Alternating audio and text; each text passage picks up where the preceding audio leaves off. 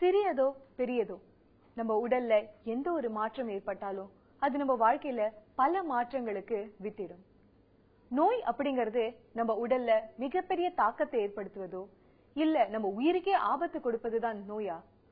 எந்த ஒரு சின்ன விஷயமா இருந்தாலும் அதனுடைய காரணம் என்ன அப்படிங்கறத கண்டறிஞ்சு உடனடியாக மருத்துவ பரிசோதனைக்கு கொள்வதுதான் சரியான விஷயம். இப்படி நம்மளோட உடலை பத்தியும் அதுக்கு என்னெல்லாம் தாக்கங்கள் ஏற்படலாம், அதனால என்னென்ன பாதிப்புகள் அப்படிங்கறத பத்தி ஒரு விழிப்புணர்ச்சி கொடுக்கும் முயற்சி தான் நாடி.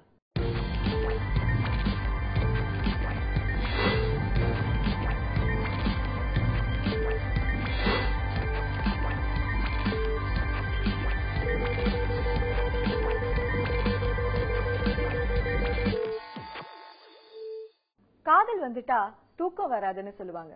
ஆனா தூக்கமின்மை காதலையே முறிக்கும் அப்படிங்கிற ஒரு உண்மை நம்மள பல பேருக்கு தெரியாமலேயே இருக்கு. சொல்றது அதிர்ச்சியா இருக்கா?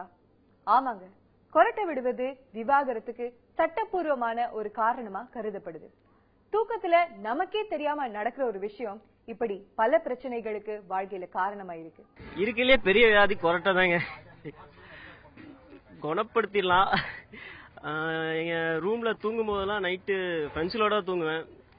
சத்தியமா முடியாதுங்க. நானும் என் நண்பரும் கோவையிலேருந்து சென்னைக்கு வந்தோம் வெஸ்ட் கோஸ்ட் எக்ஸ்பிரஸ்ல.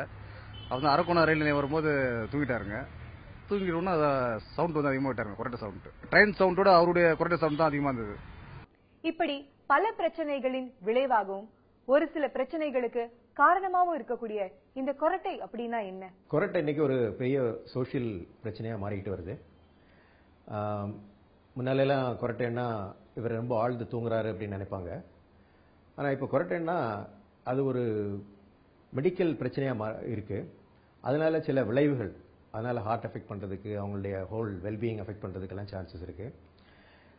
கொரட்டைன்னா என்னன்னு கேட்டிங்கன்னா, ஒரு காற்று போகிற அந்த வழியில் எங்கேயோ ஒரு இடத்துல ஒரு நேரோ பேசேஜ் இருந்ததுன்னா, அந்த இடம் ஒடுங்கமாக இருந்ததுன்னா கொரட்டை வர்றதுக்கு சான்ஸ் இருக்குது. இப்போ பாருங்கள், ஒரு குழாய் இருக்குன்னு வச்சுங்க, அதில் எங்கேயுமே அடைப்பு இல்லை, அகலமாக இருக்குது அப்படின்னா நீங்கள் காற்று அதுக்குள்ளே போனால் சத்தம் கேட்காது. இதே எங்கேயாவது ஒரு இடத்துல ஒரு சுருக்கம் இருந்ததுன்னா, ஒரு நேரோ போர்ஷன் இருந்ததுன்னா கொரட்டை வர்றதுக்கு சான்சஸ் இருக்குது. அந்த இடம் வைப்ரேட் ஆகி அதனால கொரட்டை வரும். இப்போ அந்த மூக்கு நுனியிலேருந்து இந்த தொண்டை பகுதி வரைக்கும் எங்கே வேணாலும் ஒரு அடைப்பு இருக்கலாம். அந்த அடைப்பு இருந்ததுன்னா அதனால கொரட்டை வர்றதுக்கு சான்ஸ் இருக்குது. கொரட்டை அப்படிங்கிறது ஒரு தொத்து வியாதி இல்லை, அதே சமயம் அது ஒரு பரம்பரை வியாதியும் இல்லை. இப்படி இருக்கப்ப யாருக்கெல்லாம் கொரட்டை வருவதற்கான வாய்ப்புகள் அதிகமா இருக்கு அப்படின்னு நம்ம தெரிஞ்சுக்கிட்டோம்னா அதை தவிர்க்கவோ இல்ல அது வரதுக்கு முன்னாடி பாதுகாத்து கொள்ளவோ முடியுமே. முக்கியமா கொரட்டை வர்றது எப்போ வரும்னு பாத்தீங்கன்னா, இந்த குடிச்சிட்டு யாரா படுத்திருந்தாங்கன்னா அவங்க நல்லாவே கொரட்டை விடுவாங்க. சோ ட்ரிங்கிங் எல்லாம் அவாய்ட் பண்ணீங்கனாலே நல்லது. எங்க அப்பா மோஸ்ட்லி கொரட்டை கண்ட்ரோல் பண்றதுக்கு எக்ஸசைஸ் பண்ணுவாரு, யோகா, தென் மார்னிங் ஜாகிங்ஸ் கூட போவாரு. இப்போ கொரட்டை யாருக்கெல்லாம் வருதுன்னு கேட்டீங்கன்னா, யூஸ்வலாக பார்த்தீங்கன்னா ஒரு 40 வயசுக்கு மேலே உடல் ரொம்ப பருமனா இருக்கக்கூடியவங்களுக்கு கொரட்டை நம்ம அதிகமாக பார்க்குறோம். இதுக்கு என்ன காரணம்னு கேட்டிங்கன்னா, அவங்க அந்த லேக் ஆஃப் ஃபிட்னஸ், அவங்களுடைய அந்த உடல் பயிற்சி இல்லாமல், அந்த ஃபிட்னஸ் இல்லாமல் இருக்கிறனால கொரட்டை வர்றது சான்சஸ் அதிகமாக இருக்குது. யூஸ்வலாக ஒரு மேரிட் பர்சன் நிறைய ஒர்க்கில் ரொம்ப மும்மரமாக இருப்பாங்க, பணம் நிறைய ஏர்ன் பண்ணணும் அப்படின்றதுக்காக அவங்க முழு நேரம் உழைப்பு அதிலேயே போயிட்டுருக்கோம். அப்போ அவங்களுடைய உடம்பை பற்றி அவங்க அதிகமாக கவலைப்பட மாட்டாங்க. ஸோ அதனால் உடல் நிறைய அதிகமாக சாப்பிட்டு உடல் பருமனாகி லேக் ஆஃப் ஃபிட்னஸ் இருக்கும்போது தான் கொரட்டை நம்ம அதிகமாக பார்க்குறோம். ஸோ அப்போ அப்படி பார்க்கும்போது ரொம்ப உடல் பருமனாக ஒரு 100 கிலோஸ் இருப்பாங்க, 110 கிலோஸ் இருப்பாங்க, அந்த மாதிரி இருக்கவங்களுக்கு கொரட்டை ரொம்ப அதிகமாக பார்க்குறோம். சில நேரங்களில் அது மாதிரி உடல் பருமன் இல்லாதவங்களுக்கு கூட நாங்கள் கொரட்டை பார்க்குறோம். அதுக்கு இந்த காற்று போகிற பேசேஜில் எங்கேயாவது ஒரு அடைப்பு இருக்கும். உதாரணமாக அந்த மூக்கு எடுத்துட்டிங்கன்னா, மூக்கில் தண்டு எலும்பு வளைஞ்சி அதனால் காற்று போகிற பகுதியில் ஒரு தடங்கல் ஏற்பட்டு அதனால் கொரட்டை வர்றதுக்கு வாய்ப்பு இருக்குது. சில நேரங்களில் மூக்கில் சதை வளர்ந்துருக்கும், அதனால் கொரட்டை வர்றதுக்கு வாய்ப்பு இருக்குது. மூக்குடைய பின்பகுதியில் சதை இருக்கும், அதனால் கொரட்டை வர்றதுக்கு சான்சஸ் இருக்குது. அப்புறம் தொண்டை பகுதியில் இந்த உள்நாக்கு அந்த பின்பகுதி அந்த சுவரோடு அதிகமாக ஒட்டி போய் அதனால் கொரட்டை வர்றதுக்கு வாய்ப்பு இருக்குது. அப்புறம் நாக்கே சில நேரத்தில் நோயாளி அப்படியே மல்லாந்து படுத்திருக்கும் போது அந்த நாக்கு கீழே விழுந்து அதனால கொரட்டை வரதுக்கு சான்சஸ் இருக்கு. இப்ப வந்து வெயிட் நம்மளுடைய உடல் எடை அதை வந்து நார்மலா வச்சுக்கிறது வந்து இந்த கொரட்டை விடுறத கொஞ்சம் தவிர்க்கும் அப்படின்றத கண்டுபிடிச்சிருக்காங்க. இதுல வந்து மெயினா அந்த கொழுப்பு சத்து வந்து அந்த நெக்கை சுத்தி, அதாவது அந்த கழுத்தை சுத்தி சில பேருக்கு வந்து ரொம்ப ஃபேட் அதிகமா இருக்கும். அப்படி உள்ளவங்களுக்கு வந்து இந்த கொரட்டை விடுற பழக்கம் வரதுக்கு வாய்ப்பு இருக்கு. கொரட்டை மூக்கு வழியா வருதா இல்ல வாய் வழியா வருதான்னு நம்மள பல பேருக்கு சந்தேகம் இருக்கும். சில பேர் விடுற கொரட்டை பக்கத்துல நின்று கேட்டாதான் தெரியும். இதே சில பேர் விடுற கொரட்டை தூரத்துல இருந்தாலும் நம்மள தொந்தரவு செய்யும். இதுல வித்தியாசங்கள் என்னென்ன? எதனால கொரட்டை ஏற்படுது? கொரட்டையில வகைகள் அப்படின்னு இல்ல. இது வந்து சிவியர் கொரட்டை, மைல்டு கொரட்டை, மாடரேட் நாங்க சொல்றோம். இதுக்கு 2 விதமான டெஸ்ட் பண்ணணும். ஒன்னு வந்து நாங்க வந்து இந்த இமேஜிங், அதாவது ஸ்கேன் எடுத்து மூக்குலயோ மூக்கு பின்பகுதியிலேயோ எங்கேயாவது ஒரு அடைப்பு இருக்கான்னு கண்டுபிடிக்கலாம். இன்னொன்னு வந்து ஸ்லீப் ஸ்டடி அப்படின்னு ஒரு டெஸ்ட் பண்றாங்க. அந்த ஸ்லீப் ஸ்டடி டெஸ்ட்ல வந்து நோயாளி வந்து தூங்கும் போதே சில பேராமீட்டர்ஸ், அவங்களுடைய ஹார்ட்ல ஃபங்க்ஷன் எப்படி இருக்கு, அவங்களுடைய இஇஜி எல்லாம் எப்படி இருக்கு, இது மாதிரி வந்து சில டெஸ்ட் எல்லாம் பண்ணி அதனுடைய அந்த நோயாளிக்கு எவ்வளவு சிவியரா அந்த கொரட்டை இருக்கு அப்படின்றத நாங்கள் கண்டுபிடிச்சு அதுக்கு அந்த மாதிரி ட்ரீட்மெண்ட் பண்றோம். இப்போ லேட்டஸ்டா ஒரு டெக்னிக் வந்தது அப்படின்னு கேட்டீங்கன்னா ட்ரக் இன்டியூஸ்டு ஸ்லீப் ஸ்டடி அப்படின்னு சொல்றாங்க. ஸோ இந்த நோயாளி இப்போ நிறைய தடவை இந்த பாலிசாமனோகிராஃபி டெஸ்ட் பண்ண அந்த நோயாளியுடைய வீட்டுக்கோ அல்லது அவளை வந்து அந்த லேபுக்கு வர சொல்லும் போது அவருக்கு சரியா தூக்கம் வராது. ஸோ அப்போ வந்து இந்த டெஸ்ட் வந்து கரெக்ட் ரிப்போர்ட் நமக்கு கிடைக்காது. அதனால இப்போ என்ன பண்றோம், அந்த இன்ஜெக்ஷன் போட்டு அவரை தூங்க வச்சு அவர் தூங்கும் போதே இந்த கொரட்டை உண்டு பண்ணி அந்த கொரட்டை அவர் விடும்போது ஒரு எண்டோஸ்கோபி மூக்கு வழியா அந்த ஒரு ஸ்கோப்பை செலுத்தி உள்ள எந்த இடத்துல அது வைப்ரேஷன் வருது, எந்த இடத்துல அடைப்பு இருக்கு அப்படின்னு கரெக்டா கண்டுபிடிச்சு நமக்கு வந்து அது அனாட்டமிக்கல் லொகேஷன், அதாவது அடைப்பு இருக்குன்னா அது எந்த இடத்துல கரெக்டா கண்டுபிடிக்கிறதுக்கு இன்னைக்கு இந்த ட்ரக் இன்டியூஸ்டு ஸ்லீப் ஸ்டடி வந்து ஒரு முக்கியமான ஒரு டெஸ்டா இருக்கு. ஒல்லியா இருக்கவங்க கூட ஊரே அதிர்ற அளவுக்கு கொரட்டை விடுவாங்க.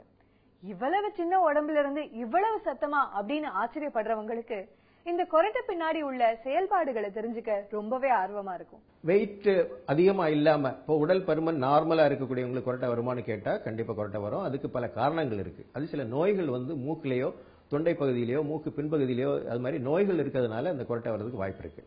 ஸோ உதாரணமா அந்த மூக்குன்னு எடுத்துக்கிட்டோம்னா மூக்குல வந்து இந்த சென்ட்ரல் போன் பார்ட்டிஷன் ஒன்று இருக்கு, அது செப்டம்னு சொல்றாங்க. இது வந்து சில நேரத்தில் வளைஞ்சி அடிபட்டிருக்கலாம், இல்ல பர்த் ட்ராமாவா இருக்கலாம். இது ரொம்ப வளைஞ்சி போய் அந்த காத்து போற பேசேஜில் ஒரு சுருக்கம் ஏற்பட்டதுன்னா அதனால கொரட்டை வரது சான்சஸ் இருக்கு. இதெல்லாம் சரி பண்ணக்கூடிய பிரச்சனைகள், சிம்பிள் பிரச்சனை, சரி பண்ணக்கூடிய பிரச்சனை. இதுக்கு ஒரு நேசல் எண்டோஸ்கோபின்னு ஒரு டெஸ்ட் இருக்கு. அது பண்ணி பார்த்தோம்னா மூக்குக்குள்ள என்ன பிரச்சனை இருக்குன்றதை கரெக்டா நம்ம கண்டுபிடிச்சு அதுக்கு வேண்டிய ட்ரீட்மெண்ட்டை கொடுத்துக்கலாம். ஸோ இதுக்கு தான் வந்து நேசல் எண்டோஸ்கோபி, சிடி ஸ்கேன் இதெல்லாம் வந்து ரொம்ப உதவியான ஒரு டூல்ஸ். இதே மாதிரி மூக்குக்கு பின்பகுதியில் அடினாய்ட்ஸ் அப்படின்னு அதை நான் இந்த குழந்தைங்களுக்கு பற்றி பேசும்போது சொன்னேன். ஸோ அந்த மூக்குக்கு பின்பகுதியில் அந்த அடினாய்ட்ஸ் அதை இருந்ததுன்னா அதையும் அந்த எண்டோஸ்கோப் மூலமாக கண்டுபிடிச்சு அதையும் நம்ம வந்து அறுவை சிகிச்சை மூலமாக அதை சரி பண்ணலாம். அதை சரி பண்ணிட்டோம்னா அந்த குழந்தைகள்லையும் பெரியவங்களில் கூட இந்த அடைப்பினால வரக்கூடிய கொரட்டையை நம்ம சரி பண்ண முடியும். அதுக்கப்புறம் இப்போ தொண்டைக்குழின்னு பார்த்தீங்கன்னா அந்த உள்நாக்கு வந்து கொரட்டை விடுறதுல ஒரு முக்கியமான ஒரு இதாக கண்டுபிடிச்சிருக்காங்க. அந்த உள்நாக்கு வந்து என்ன பண்ணணும்னா வைப்ரேட் பண்ணும். அதுக்கு வந்து அந்த போன் ஸ்ட்ரென்த் அதுக்கு கிடையாது. ஸோ அதனால வந்து அது பல நேரங்களில் அந்த காத்து போற பேசேஜ் சுருங்கும் போது அது வைப்ரேட் பண்ணி அதனால கொரட்டை வரதை கண்டுபிடிச்சிருக்காங்க. ஸோ இதுக்கு பல காரணங்கள் இருக்கு. இதுக்கு யூவிலோ பேலட்டோஃபெரிங்கோபிளாஸ்டி அப்படின்னு ஒரு ஆபரேஷன் பண்றோம். அந்த ஆபரேஷன்ல வந்து அந்த உள்நாக்கை வந்து ஸ்ட்ரெங்தன் பண்றது, ஸ்ட்ரெங்தன் பண்ணி அதை கொஞ்சம் முன்னால நகர்த்துகிறது. அதனுடைய அந்த லொகேஷனை வந்து கொஞ்சம் முன்னால நகர்த்திட்டோம்னா அந்த காத்து போற பேசேஜில் இருந்து அடைப்பு விலகி அந்த நோயாளிக்கு வந்து அந்த கொரட்டையிலேருந்து விடுபடுறதுக்கு நல்ல சான்சஸ் இருக்கு. இனி சிலவங்களுக்கு ரொம்ப பருமனான டங், இந்த நாக்கு வந்து ரொம்ப பருமனா இருக்கும். அந்த நாக்கு பருமனா இருக்கும்போது அது தூங்கும்போது, அதுவும் மல்லாந்து தூங்கும்போது அது பின்பக்கம் விழுந்து அது அந்த காத்து போற அந்த பேசேஜில் ஒரு அடைப்பு உண்டு பண்ணும். ஸோ அந்த மாதிரி நோயாளிகளுக்கு இப்போ அந்த நாக்கை முன்னால நகர்த்துற மாதிரி பல அறுவை சிகிச்சைகள் வந்திருக்கு. ஸோ இதுக்கு வந்து ஒரு ஸ்லிங் மாதிரி போட்டு அந்த நாக்கை முன்னால கொண்டு வந்து ஃபிக்ஸ் பண்ணிக்கிறது, தாடையோட ஃபிக்ஸ் பண்ணிக்கிறது. ஸோ அந்த நாக்கு பின்பக்கம் விழாதபடி அதை பார்க்கறது. அப்புறம் ரொம்ப பருமனான நாக்கு இருந்ததுன்னா அதனுடைய சைஸை குறைக்கிறதுக்கு கூட சில அறுவை சிகிச்சைகள் வந்திருக்கு. ஸோ இந்த அறுவை சிகிச்சைகள் வந்து அந்த நாக்குடைய சைஸை குறைக்கலாம். அப்புறம் இந்த இந்த கீழ் தாடையை வந்து அந்த போன் கொஞ்சம் அதை கட் பண்ணி கொஞ்சம் முன்னால கொண்டு வந்து அந்த நாக்குடைய பொசிஷனை கொஞ்சம் முன்னால கொண்டு வரதுனால அது பின்னால விழுறதை தடுக்கிறதுக்கு வாய்ப்பு இருக்கு. ஸோ இது மாதிரி பலவிதமான அறுவை சிகிச்சைகள் இப்போ வந்திருக்கு. சில நேரத்தில் அந்த லேரிங்ஸ்னு சொல்றோம், குரல் வளை பகுதியில் ஒரு கட்டி இருந்தாலும் அதனால ஒரு அடைப்பு ஏற்பட்டு அதனால கொரட்டை வரும். ஸோ இந்த மாதிரி கட்டி இருந்ததுன்னா அதுக்கு ஒரு எண்டோஸ்கோபி டெஸ்ட் பண்ணி பார்த்தோம்னா அந்த கட்டி எந்த லொகேஷனில் இருக்கு அப்படின்னு கரெக்டாக கண்டுபிடிக்க முடியும். கண்டுபிடிச்சு அது அறுவை சிகிச்சையில் இன்னைக்கு சரி பண்றதுக்கு வாய்ப்பு இருக்கு.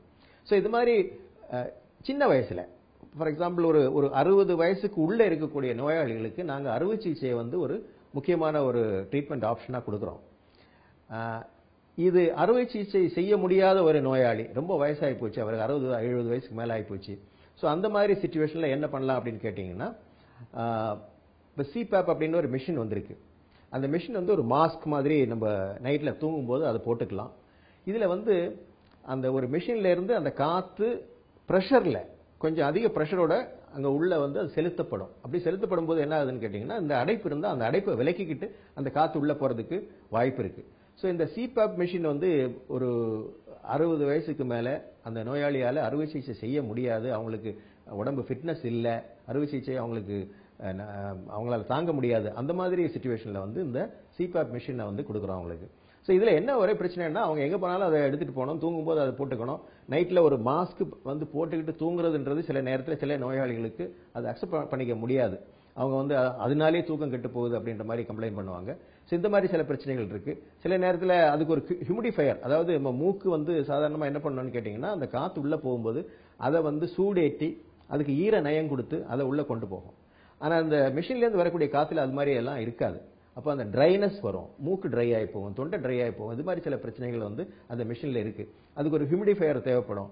ஸோ இது மாதிரி சில பிரச்சனைகள் அந்த மிஷின்ல, ஆர்டிஃபிஷியல் மிஷின்ல நம்ம இது பண்ணும்போது சில பிரச்சனைகளை நாங்கள் பார்க்குறோம். தும்மல், இருமல், கொரட்டை இதெல்லாம் இயற்கையா வருவது தடுக்க கூடாதுன்னு ஒருத்தர் ரொம்ப கடுமையா உழைச்சிட்டு வந்து ஆழ்ந்த தூக்கத்துக்கு அடையாளம் இந்த கொரட்டை தான் அப்படின்னு பல பேர் சொல்லுவாங்க. ஆனா இதெல்லாம் உண்மையா? நாள் ஃபுல்லா வந்து ஒர்க் பண்ணிட்டு தூங்குறது வந்து இட்ஸ் ஆர் ரெஸ்ட் டைம். அந்த ரெஸ்ட் டைம் வந்து நம்ம எப்படி வேணா எடுத்துக்கலாம். அது வந்து தூங்குறதுனால நமக்கு கிடைக்குதுன்றப்போ அந்த it's out of our scope. நல்லா ரெஸ்ட் எடுக்கணும். அதுல வந்து கொரட்டை விடுறதுனால மொத்தம் டிஸ்டர்பன்ஸ் இருக்குது தேவை. We should live for our self. ஆனா கண்ட்ரோல் பண்றதை விட நம்ம கொரட்டை விடுறதே பெஸ்ட்ன்றது என்னோட ஆப்ஷன். ஏன்னா கொரட்டை விட்டாதான் டீப் ஸ்லீப்புக்கு போறோம். அதை நம்ம கண்ட்ரோல் பண்ணணும்னு நினைச்சாக்க அந்த டீப் ஸ்லீப் நமக்கு கிடைக்காதுங்கிறது என்னோட. குழந்தைகளில் கொரட்டை வர்றதுக்கு என்ன காரணம்னு கேட்டீங்கன்னா, அந்த அடினாய்ட்ஸ் அப்படின்னு மூக்குக்கு பின்னால ஒரு சதை இருக்கு. அந்த சதை வந்து நைட்டில் அந்த குழந்தை தூங்கும்போது அந்த உள்நாக்கு அது மேலே பட்டு அந்த காற்று போகிற அந்த பேசேஜில் ஒரு அடைப்பு ஏற்படும். அந்த அடைப்பு ஏற்படுறதுனால அந்த குழந்தைக்கு வந்து கொரட்டை ஏற்படும். திடீர்னு அந்த மூச்சு சுத்தமாக நின்று போய் குழந்தை வந்து திடீர்னு எழுந்துக்கிறது கூட பார்க்குறோம். ஸோ அந்த மாதிரி சோக்கிங் வந்து குழந்தை எழுந்துக்கிறது வந்து அது வந்து ஒரு நல்ல அறிகுறி இல்லை. அதனால இந்த மாதிரி குழந்தைகளுக்கும் நிறைய கொரட்டை விடக்கூடிய அந்த ஆண்களுக்கும் நம்ம இதுக்கு என்ன எதனால அந்த கொரட்டை வருதுன்னு கண்டுபிடிச்சு அதுக்கு ஒரு ட்ரீட்மெண்ட் எடுத்துக்கணும், அதுக்கு ஒரு வைத்தியம் செய்யணும். நிறைய பேர் நினைப்பாங்க நல்லா கொரட்டை விட்டு தூங்குறாரு அப்படின்னா ஆழ்ந்து நல்லா தூங்குறாரு அப்படின்னு நினைப்பாங்க. உண்மையிலே என்ன நடக்குதுன்னு கேட்டிங்கன்னா, கொரட்டை விடும்போது அந்த மனிதருக்கு வந்து வேண்டிய அளவு ஆக்சிஜன் பிராணவாயு கிடைக்கிறது இல்லை நைட்டில். ஏன் அப்படின்னா அந்த காற்று போதிய அளவுக்கு நுரையீரலுக்குள்ள போகாது தான் அதுக்கு காரணம். ஸோ அப்போ காற்று உள்ளே போகலை அப்படின்னா உங்களுக்கு வந்து ஆக்சிஜன் வேண்டிய அளவு கிடைக்காது. இன்னொன்று வந்து என்னன்னு கேட்டிங்கன்னா, ஆழ்ந்த தூக்கம்னு ஒன்று இருக்கு. அந்த ஆழ்ந்த தூக்கம் ஒவ்வொரு மனுஷனுக்கும் ஒரு ராத்திரியில் அட்லீஸ்ட் ஒரு 2 மணி நேரமாவது கிடைக்கணும். அந்த 2 மணி நேரம் அந்த ஆழ்ந்த தூக்கம் கிடைக்கல அப்படின்னா இவங்க பகல் நேரத்தில் தூங்கி வழிவாங்க. அந்த ஆழ்ந்த தூக்கம் கிடைக்காதவங்க வந்து 12 மணி நேரம் 14 மணி நேரம் தூங்கினா கூட அவங்களுக்கு தூங்குற ஒரு சாட்டிஸ்ஃபேக்ஷன் கிடைக்காது. காலையில் எழுந்தாங்கன்னா அவங்க போயிட்டு திருப்பியும் தூங்கலாமோ அப்படின்னு இருக்கும். நாளடைவில் என்ன ஆகும்னு கேட்டிங்கன்னா, இது அப்படியே விட்டுட்டா ஹார்ட் என்ன பண்ணோம்னா இவருக்கு ஆக்சிஜன் வந்து பிராணவாயு அதிகமாக கிடைக்கலன்றதுக்காக அதிகமாக பம்ப் பண்ணோம். அதிகமாக பம்ப் பண்ண ஆரம்பிக்கும் போது அது வந்து ஒரு ஹை பிளட் ப்ரெஷரில் போய் முடியும். இது சரி பண்ணிட்டோம்னா அந்த ரத்த கொதிப்பு தானாவே மாத்திரை இல்லாமலே அதுக்கு சரியாகிறதுக்கு வாய்ப்பு இருக்கு. இன்னொன்று ஒரு சோஷியல் பிரச்சனையாக அது மாறிக்கிட்டு வருது இந்த கொரட்டைன்றது. இப்போ நம்ம ட்ரெயினில் போகிறோம் இல்லை ஃப்ளைட்டில் போகிறோம், ஒருத்தர் தூங்கிட்டு இருக்காரு, பயங்கரமாக கொரட்டை விட்டாருன்னா அது மற்றவங்களுக்கெல்லாம் ஒரு டிஸ்டர்பன்ஸாக இருக்கு. இனி கணவன் மனைவிக்குள்ள இது ஒரு டிவோர்ஸ் வரைக்கும் போற அளவுக்கு இந்த கொரட்டை வந்து ஒரு ப்ராப்ளமா மாறிக்கிட்டு இருக்கு. ஹஸ்பண்ட் கொரட்டை விடுறாரு அப்படின்னா மனைவியால தாங்க முடியல அப்படின்ட்டு இன்னைக்கு டிவோர்ஸ் அப்ளை பண்றவங்க எல்லாம் கூட இருக்காங்க. வெளிநாட்டில் இந்த டிவோர்ஸ் எல்லாம் கூட கிராண்ட் பண்ணியிருக்காங்க. ஸோ இது வந்து ஒரு சோஷியல் பிரச்சனையா அது இருக்கு கொரட்டை. ஸோ அதனால இதை வந்து எவ்வளவு சீக்கிரம் நம்ம அதனுடைய அது என்ன காரணத்தினால வருதுன்னு கண்டுபிடிச்சு அதனுடைய அறுவை சிகிச்சை செய்து அல்லது வேற வகையில அந்த வெயிட் குறைச்சு இந்த குரட்டையை நம்ம சரி பண்ணிக்கிறது நல்லது. என்னைக்காவது ஒரு நாள் நண்பர் வீட்டுக்கோ இல்ல உறவினர் வீட்டுக்கோ போகணும் அப்படின்னு நினைச்சா கூட கூச்சத்தை ஏற்படுத்தும் இந்த குரட்டை சத்தம். வேலை விஷயமா வெளியூருக்கு போகணும், பஸ்ல டிராவல் பண்ணும் அப்படின்னு நினைச்சா கூட குரட்டை சத்தம் வந்துருமே அப்படிங்கிற ஒரு பயத்துல தூங்காமலே இருப்பது கூட அசௌகரியத்தை ஏற்படுத்தும். பொதுவாவே இந்த குரட்டை விட்டு தூங்குற வழக்கம் இருக்கவங்க அதை தவிர்க்க என்னென்னலாம் செய்யணும்?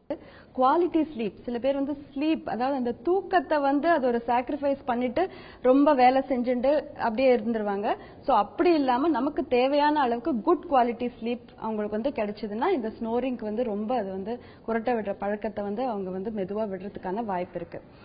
ரெண்டாவது வந்து இந்த சில பேர் இந்த ஆல்கோஹால் எடுக்கிறது, குடிப்பழக்கம் இருக்கிறவங்க, ஸ்மோக்கிங் புகைப்பிடிக்கிற பழக்கம் இருக்கிறவங்க, இவங்களுக்கு என்ன ஆகும்னா அந்த பின்னாடி அந்த ஏர்வே போகும்போது கொஞ்சம் கன்ஸ்ட்ரிக்ஷன் சொல்லுவாங்க.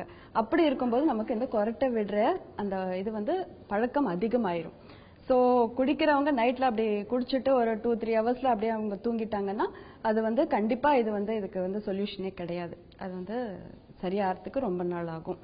அதே மாதிரி டீஹைட்ரேஷன். சில பேர் adequate வாட்டர், அதாவது தண்ணி வந்து அதிகமா எடுத்துக்க மாட்டாங்க. நமக்கு தாகம் எடுக்கும்போது தான் தண்ணி குடிக்கணும்ன்றது கிடையாது. நமக்கு எப்போ தாகம் எடுக்குதோ ஆல்ரெடி நமக்கு டீஹைட்ரேஷன் ஸ்டார்ட் ஆயிட்டு இருக்கும். ஸோ அந்த சிம்டம் வரதுக்காக நம்ம வெயிட் பண்ண வேண்டாம். நிறைய தண்ணி குடிக்கணும், at least 8 to 10 glasses of water. ஏன்னா இந்த குரட்டை விடும்போது என்ன ஆகும்னா அந்த மியூக்கஸ்னு சொல்லுவோம் இல்லையா, அந்த கம்மி சப்ஸ்டன்ஸ் நமக்கு இந்த மூக்குல இந்த த்ரோட்ல எல்லாம் இருக்கும். அது வந்து என்ன ஆகும், தண்ணி பத்தலைன்னா அது கொஞ்சம் சாலிடிஃபை ஆகும், சாலிடா மாறதுக்கு திக் ஆகிடும். திக் ஆகும்போது இந்த குரட்டை விடுற சவுண்டு கூட ரொம்ப அதிகமாயிடும். ஸோ அதனால adequate வாட்டர், அதாவது ஹைட்ரேஷன் அப்படின்னு சொல்லுவாங்க, நமக்கு தேவையான அளவுக்கு நீர் எடுத்துக்கிறது, that is very very important இந்த ஸ்னோரிங் இது தவிர்க்கிறதுக்கு. எப்படி எனக்கு இந்த பழக்கம் இருக்கு, நான் இதெல்லாம் பண்ணிட்டு இருக்கேன், ஆனாலும் எனக்கு வந்து இதை நைட்டு என்ன பண்ணா எனக்கு வந்து இந்த குரட்டை விடுறது குறையும் அப்படின்னு நிறைய பேர் கேட்பாங்க. அப்படி பார்க்கும்போது இந்த ஹெர்பல் டீஸ்லாம் சொல்லுவாங்க, அதாவது புதினா போட்டு டீ எடுத்துக்கிறது. அதாவது என்ன பண்ணும் அப்படின்னா அது வந்து ஆன்டி இன்ஃப்ளமேட்டரினா வந்து அந்த மியூக்கஸ் இதெல்லாம் வந்து கொஞ்சம் தின் ஆயிட்டு அவங்களுக்கு வந்து ஈஸியா ஏர்வே கிளியர் பண்ணும் அவங்களுக்கு. ஸோ இந்த மாதிரி ஹெர்பல் டீ, கிரீன் டீஸ் இது வந்து கொஞ்சம் ஹெல்ப் பண்ணுவாங்க நைட் தூங்க போறதுக்கு முன்னாடி எடுத்துக்கிறது. That is very good for them. இந்த பருமனா இருக்கக்கூடிய நோயாளிகளுக்கு இந்த வெயிட் ரிடக்ஷன் வந்து ஒரு முக்கியமான ஒரு கருவி. இந்த வெயிட் ரிடக்ஷன் இல்லாம வெறும் அறுவை சிகிச்சை செய்து உங்களுடைய குரட்டையை நம்ம சரி பண்ணலாம்னு நினைச்சோம்னா அது நிறைய நேரத்தில் அது ஃபெயிலியரா தான் முடியும். ஸோ வெயிட் ரிடக்ஷன் வந்து இந்த குரட்டையை போக்குறதுல ஒரு முக்கியமான கருவி. இப்போ ஒரு 60 வயசுக்கு மேல ரொம்ப உடல் பருமனா இருப்பாங்க, அவங்களுக்கு வந்து எக்ஸசைஸ் பண்ண முடியாது, வாக்கிங் போக முடியாது, முட்டியெல்லாம் தேஞ்சு போயிருக்கும், அப்புறம் வேற காம்ப்ளிகேஷன்ஸ், டயபெட்டிஸ், ஹைப்பர் டென்ஷன், இது மாதிரி சில பிரச்சனைகள் இருக்கும், மெடிக்கல் பிரச்சனைகள் இருக்கும். அவங்களுக்கு வந்து ஒரு அறுவை சிகிச்சை செய்து அவங்களுடைய வெயிட்டை குறைக்கிறது நம்ம ஃபர்ஸ்ட் வந்து முடியாது. செகண்ட் வந்து அந்த காம்ப்ளிகேஷன்ஸ் எல்லாம் நிறைய இருக்கிறதுனால இந்த அறுவை சிகிச்சைக்கு அவங்க ஃபிட்டா இருக்க மாட்டாங்க, அவங்களுக்கு அறுவை சிகிச்சை செய்ய முடியாத ஒரு சிச்சுவேஷன் இருக்கும். ஸோ இந்த மாதிரி நேரத்தில் வந்து இந்த மெஷின் வந்து ரொம்ப ஹெல்ப்ஃபுல்லா இருக்கும். இந்த மெஷின் என்ன பண்ணுதுன்னு கேட்டீங்கன்னா, ப்ரெஷர்ல காற்றை உள்ள அனுப்புறதுனால இந்த சின்ன சின்ன அடைப்புகளை எல்லாம் அது விலக்கி நிறைய அளவு ஆக்சிஜன் வந்து அவங்க நுரையீரலுக்குள்ள போற மாதிரி அந்த மெஷின் பண்ணுது. ஸோ இந்த சிபாப் மெஷின் வந்து அந்த மாதிரி பண்றதுனால அது வந்து இந்த குரட்டையே சரி பண்ண முடியாது, அறுவை சிகிச்சை செய்து வேற வகையில சரி பண்ண முடியாது அப்படின்ற மாதிரி நோயாளிகளுக்கு வந்து இது ஒரு இம்பார்ட்டன்ட் ஒரு டிவைஸா இன்னைக்கு அமைஞ்சிருக்கு. இந்த குரட்டை பத்தி தெரிஞ்ச நாம குரட்டைகளால என்னென்ன பிரச்சனைகள் வரும்னு தெரிஞ்சுக்கிட்ட நாம உடனடியாக இந்த குரட்டையை நிறுத்தும் முயற்சிகள்ல இறங்குவோம். திடீர்னு ஒரு நாள் குரட்டை நின்றுச்சுன்னா நம்ம ரொம்ப சந்தோஷப்படுவோம், ஆனா அது சரி கிடையாது. அதே சமயம் இந்த குரட்டை பிரச்சனைய புறக்கணிக்கவும் கூடாது. சரியான மருத்துவ ஆலோசனைகளோடு மருத்துவ முறைகளோடு இந்த குரட்டை பிரச்சனைக்கு ஒரு தீர்வு காணணும். எங்க வீட்டுக்காரு குரட்டை விட்டுன்னு தூங்குவாரு.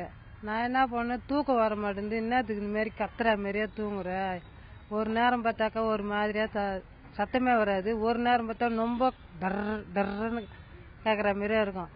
அதுக்கே அசைக்கி விட்டேன்னு வச்சுக்க அந்த குரட்டை நின்னுடும், திருப்பி மறுபடியும் அதே மாதிரி வரும் கொஞ்ச நேரம் பொறுத்து. வீட்டுல இருக்கும்போது எங்க அப்பா விடுவாங்க. சோ அந்த டைம் வந்து நான் என்ன பண்ணிருக்கேன்னா, அவங்க மவுத் நான் ரீட் பண்ணிருக்கேன், அது வந்து ஓபனா இருக்கும் ஸ்லைட்டா.